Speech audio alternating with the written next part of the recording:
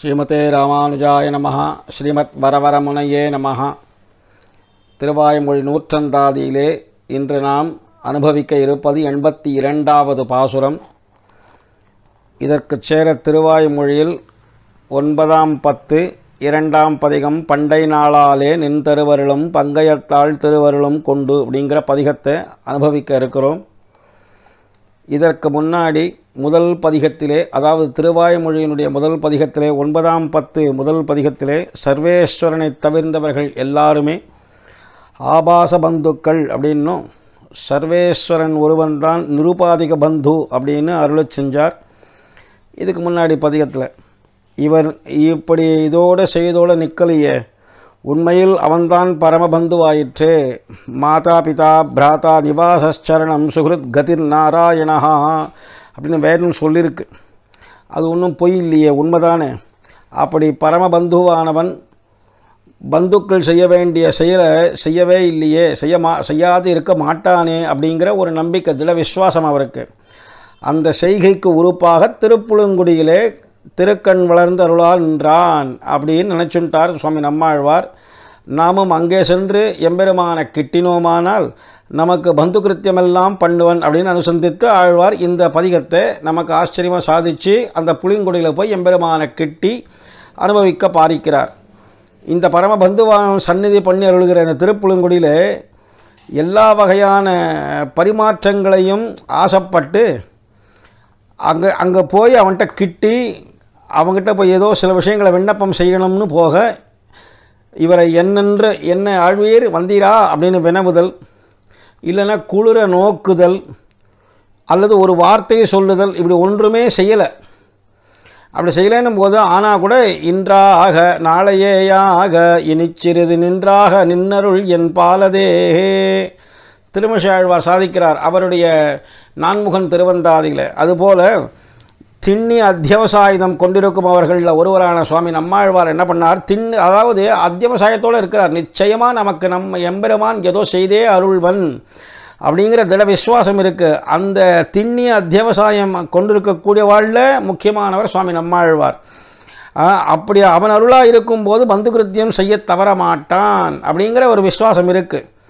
சிறிது தாமத்தா கூட என்ன குறைப்பு, அதனால் என்ன, கொஞ்சம் தாமசித்து தான் செய்யட்டமே, நமக்கே சாஸ்வதமான பந்துன்னு ஆன பிறகு அவன் செய்யக்கூடிய கிருப்பை கொஞ்சம் மெதுவாக தான் செய்யட்டமே, அதனால் என்ன குறைன்னு ஒரு வாரம் அப்படியே தெரிஞ்சுட்டார்.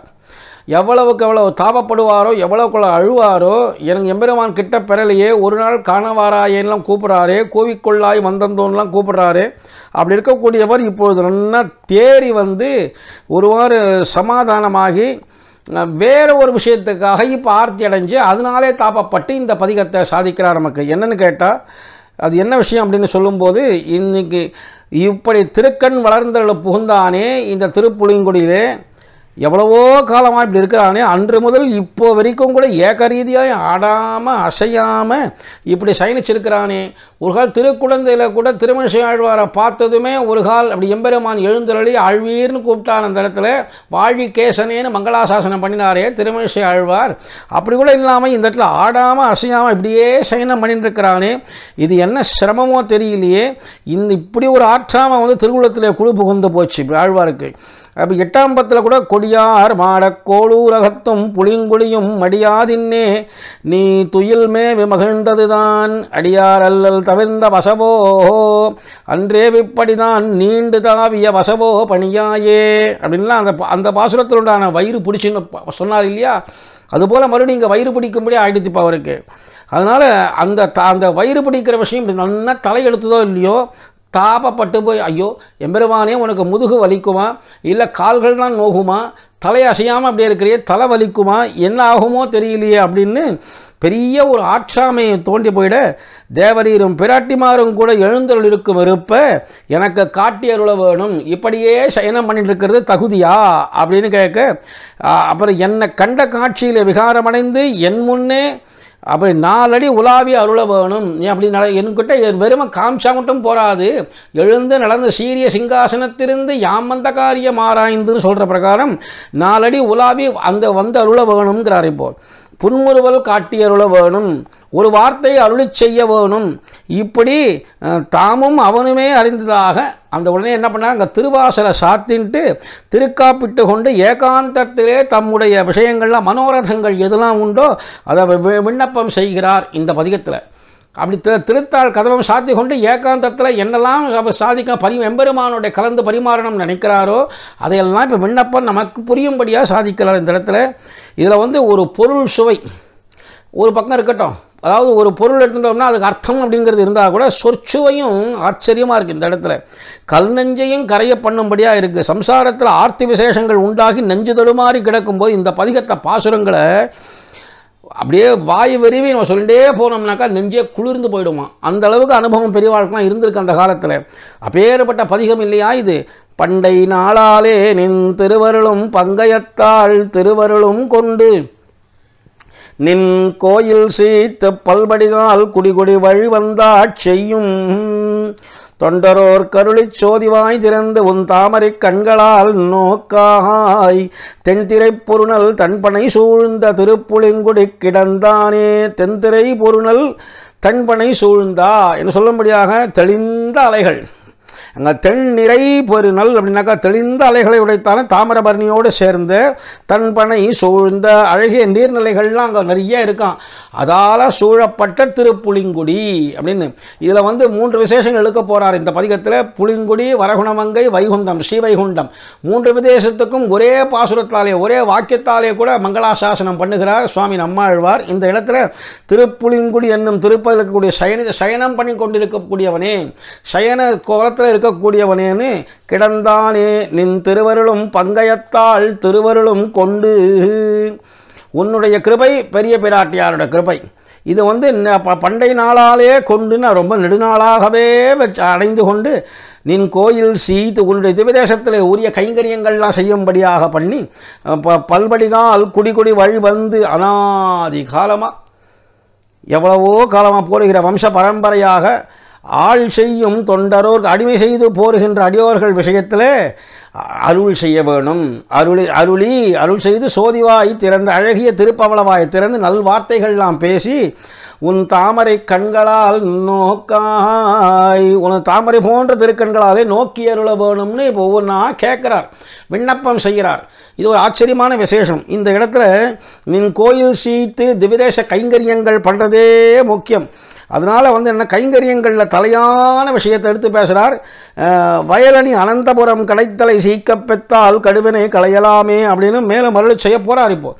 அதனால் அந்த அழகிடுதல், மெழுகிடுதல், கோலம் இடுதல் முதலியான எல்லா செய்கையும் கோயில் சீக்கை அப்படின்னு பெயர். இந்த கோயில் சீக்கைன்னு கைங்கரியமாவது இது மாதிரிலாம் முதல்ல என்ன பண்ணுவா, அந்த அங்கே அழகிடுறது, அப்புறம் மெழுகிடுறது, அதுக்கப்புறம் கோலம் போடுறது, திருவிளக்கேற்றுதல், திருமாலை எடுக்கை, இது மாதிரி விஷயங்கள்லாம் இருக்குது. அதெல்லாம் கூட செய்யலாம். அதுக்குள்ள சீக்கை, கோயில் சீக்கைன்னு திவிதேசங்களில் பண்ணக்கூடிய கைங்கரியங்கள் அப்படின்னு பேர். இது ரொம்ப ஆச்சரியமான விஷயங்கள். இதில் இங்கே இன்னொரு இடத்துல இங்கே சாதிக்கும் பொழுது நின் திருவருளும் பங்கயத்தாள் திருவருளும் கொண்டுன்னு முதல்ல பெருமாளுடைய பரமானுகிரகத்தை பேசி அப்புறம் பிராட்டியோட அனுகிரகத்தை பேசுகிறாரே. பிராட்டியை பற்றி கொண்டு தானே எம்பெருமான்கிட்ட போகணும் அப்படிங்கிற விஷயம் இருக்கும்போது இப்படி சாதிக்கலாமா அப்படின்னு கேட்டால், காரியத்தை சொல்லி காரணத்தையும் பேசுவார்கள், காரணத்தை சொல்லி காரியத்தையும் பேசுவார்கள். காரணம் சாஸ்வதமான பந்துன்னு சொல்லக்கூடிய எம்பெருமான், காரியம் அப்படிங்கிறது பிராட்டி. பிராட்டி தான் காரியம் செய்ய வல்லவள். என்னன்னு கேட்டால், நம்மளுக்காக சிபாரிசு பண்ணி பக்கத்தில் எம்பெருமான்கிட்ட எழுந்தருள் இருந்து இப்பேற்பட்ட சேதனனை நீ சேர்த்து கொள்ளவில்லை ஆனால் வேறு யார் சேர்த்துக் கொள்ளுவார்கள்? நீயே சர்வதா சர்வரக்ஷணசீலன் இல்லையா? நீ தானே பேர்பட்ட பேர்கள்லாம் அள்ளி தரக்கூடியவனாச்சேன்னு நமக்காக சிபாரிசு பண்ண கடக கிருத்தியம்னு பெயர். சேதனனை எம்பெருமானோட சேர்த்து வைப்பவள் அப்படின்னு பிராட்டி. அதுதான் ஆச்சாரிய ஸ்தானம். அதுதானே உக்காரத்தினுடைய வேலை. அகார உகார மகாரச்சேதே பிரணவ சப்தத்தில் உக்காரத்தினுடைய வேலையே மகாரமாகிய சேதனனை அகாரவாட்சினன் எம்பெருமானோட சேர்த்து வைப்பது தான் கடக கிருத்தியம் அப்படின்னு. அப்போ பெருமாளை முதல்ல பத்தருதா அப்போ அல்லது பிராட்டியை முதல்ல பிராட்டியை பற்றி கொண்டு தான் எல்லாருமே எம்பெருமான்கிட்ட பத்த வேணும்னாலும் கூட அப்படிதான் உன்னடிக்கு அகலகில்லேன் இறையம் என்று அலர்மேல் மங்கை உரை மார்பானு அலர்மேல் மங்கை பிராட்டிய சொல்லிண்டு தான் அப்புறம் உரை மார்பானு பல இடங்களிலும் நம்மாழ்வார் சாதிச்சாலும் கூட இங்க நின் திருவருளும் பங்கயத்தாள் திருவருளும் அப்படின்னு கொண்டு இப்போ 2 விதமாக காரணத்துலாம். காரணத்துவமான எம்பெருமான், காரியம் செய்யக்கூடிய பிராட்டி. இது காரியம் என்ன காரியம் செய்கிறார்? கடக கிருத்தியம்ங்கிற காரியத்தை செய்கிறாள் அப்படின்னு எடுத்துட்டா கூட முதல்ல காரணத்தை பேசிட்டு அப்புறம் காரியத்தை சொல்லலாம். அதாவது காரணமான எம்பெருமான் கிட்ட நம்மளை சேர்த்து வைப்பவள் பிராட்டிங்கிறதுனால நின் திருவருளும் பங்கையத்தாள் திருவருளும் கொண்டு அப்படின்னு. இப்போ அடுத்தது கடக கிருத்தியமான விஷயத்தை செய்யக்கூடியவள் காரணபூதையாக இருக்கக்கூடிய பிராட்டி அப்படின்னா எதுக்கு காரணம்? நம்மளை சேர்த்து வைக்கிறதுங்கிறதுக்கு காரணமாக இருக்கக்கூடியவள். எங்கே கொண்டு போய் சேர்க்க போறா? காரியம் செய்ய வல்லவன் எம்பெருமான். நம்முடைய பாவங்களை பொறுத்தேன் அப்படின்னு சொன்னா நிரங்குஷ சுவாதந்திரியம் உடைய எம்பெருமான் நம்மளை அங்கீகாரம் பண்ணுவதற்கு காரணமாக சிபாரிசு பண்ற காரணமாக இருக்கக்கூடியவள் பிராட்டிங்கிறதுனாலே இங்க பிராட்டி காரணமான விஷயத்தை முதல்ல காரியத்தை சொல்லி காரணத்தை சொல்லலாம். அப்படி ரெண்டு விதமாக எடுத்துக்கார். முதல்ல காரணத்தை சொன்னார், பெருமாள் தான் சர்வ காரண வஸ்து அப்படின்னு சொன்னார். அதனுடைய தாத்பரியம் அப்படி எடுத்துட்டாக்கா காரியம் செய்ய வல்லவள் பிராட்டின்னு அர்த்தம் எடுத்துக்கணும். இப்ப பிராட்டிய காரணமாக சிபார் செய்வதற்கு காரணமாக நமக்கு பேரு கிடைப்பதற்கு காரணமாக அமையக்கூடிய பிராட்டியை பின்னாடி சொல்லி காரிய விஷயமான எம்பெருமான் நம் எல்லோரையும் சேர்த்து கொள்ளக்கூடியவன். இப்படி நம்மளை அடிமைப்படுத்தி கொண்டு சர்வ கைங்கரியம் தந்தருளுவன் அப்படிங்கிறதுனாலே இங்க முதல்ல பெருமாளை சொல்லி பிராட்டி சொல்றதுங்கிறதும் சம்பிரதாய அர்த்தம் தான் அப்படின்னு மகான்கள் அனுபவிச்சிருக்கிறார்கள். இதில் இந்த விஷயத்தில் ஒரே ஒரு ஆச்சரியமான விஷயம், உன் தாமரை கண்களால் நோக்காய் என்ற வார்த்தையில் ஒரு அழகான ஒரு தாத்பரியம் இந்த இடத்துல சொல்லப்பட்டிருக்கு. ஐதிஹ்யம் இந்த இடத்துல கோவில் பிள்ளை தேவப்பெருமாளையர் அப்படிங்கிறவர் என்ன பண்ணார், இந்த பாட்டை திருவரங்கத்தில் ஆச்சரியமாக இந்த அரையர் சேவை சாதிச்சுட்டே வரும்பொழுது உன் தாமரை கண்களால் நோக்காய் அப்படின்னு ஒரு விஷயம் சொல்லி நிறுத்தலாம் இல்லையா? அதை சொல்லாமல் நோக்காய் நோக்காய் நோக்காய்னு மேலே மேலே மேலே பலகாலம் சொல்லிகிட்டே இருந்தார். அவருடைய திருத்தகப்பனார் அங்கே இருந்தார். அப்போது கோஷ்டியில் வீட்டிலிருந்த அவரது திருத்தகப்பனார் ஆழ்வார் திருவரங்க பெருமாளர்னு எழுந்திருந்து, பிள்ளாய் நீ எம்பெருமான் திருவுள்ளம் புண்படும்படியாக இப்படி பலகாலம் சொல்லி நிர்பந்திக்கலாமா? நோக்காய் நோக்காய்னு உனக்கு என்ன நோக்கலை எம்பெருமான், உனக்கு என்ன பரமானுகிரகம் பண்ணலை? அழகான மிடட்டை நீ பாடும்படியான ஒரு உனக்கு பேர்பட கண்டத்தை கொடுத்துருக்கிறார், அழகான திருமிடற்றை கொடுத்தார், தந்து அது கொடுத்தோடு இல்லாமல் நல்ல பாட்டை கொடுத்துருக்கிறார், ஆச்சரியமான இந்த பாசுரங்களை கொடுத்துருக்கிறார். ஐஸ்வர்ய சந்தானங்கள்லாம் தந்தருள் எல்லாம் இருக்க ஒன்றுமே இல்லாதபடி நோக்காய் நோக்காய்னு அர்த்தம். அப்போ ஒன்றும் செய்யவே இல்லையா எம்பெருமான்? ஒன்றும் செய்யாதாராக நினைச்சுண்டு இப்படி செய்யலாமா? இன்னமும் நோக்காய் நோக்காய்னு சொல்லலாமோ? அப்படி மேலே பாடு அப்படின்னு சொல்ல ஆரம்பினார். அதன் பிறகுதான் அந்த ஆச்சரியமான விஷயம் இருக்கக்கூடியவர் மேலே மேலே பாடினார். கோயில் பிள்ளை தேவ பெருமாளரே அப்புறம் மேலே பாடிட்டு போனார் அப்படின்னு. அப்போ தாமரை கண்களால் நோக்காய், நோக்கிறது சாதாரண விஷயம் இல்லை, பார்வைங்கிறது அப்படி ஒரு சின்ன கடாட்சம் தான். நோக்குதல் என்பது பேறு கிடைக்கும்படியாக பண்ணும்படியான ஆச்சரியமான விசேஷங்களை எம்பெருமான் செய்தே அருள்வன் அப்படின்னு சொல்கிறார் இந்த இடத்துல. அதனால அந்த விஷயத்தை சாதிக்கும் போது தான் இப்படி சயனம் பண்ணிட்டு இருக்கிற எம்பெருமானே உனக்கு முதுகு நோகாதா? கிடந்த நாள் கிடந்தாய் எத்தனை காலங்கிடத்தி உன் திருவுடம்பு அசைய தொடர்ந்து குற்றேவல் செய்து தொல்லடிமை வழிவரும் தொண்டரோர்க்கு அருளி. இப்படியே இருந்தா எப்படி சுவாமி? கொஞ்சமாவது எழுந்துருள வேணும், பிராட்டியோட சேர்ந்து வர வேணும். அடியவங்களுக்கு இப்பேற்பட்ட பெரிய தொண்டரோர்க்கு அருளி என்ன அருளி செய்யணும் கேட்டால் தொடர்ந்து குற்றேவல் செய்து அப்படின்னு கைங்கரியம் பண்ணும்படியான விஷயத்தை தேவர் குழாமல் இருக்கலாமா? அர்ச்சாவதாரத்தில் இதற்குனே நாங்கள் ஏற்பட்டு இருக்கும் பொழுது அதை நீ செய்யாமல் இருக்கலாமா அப்படின்னு ஒரு விஷயத்தை கேட்டுறார். அதன் பிறகு இன்னும் ஆச்சரியமான விஷயங்கள்லாம் எடுத்து பேசுகிறார் இந்த இடத்துல.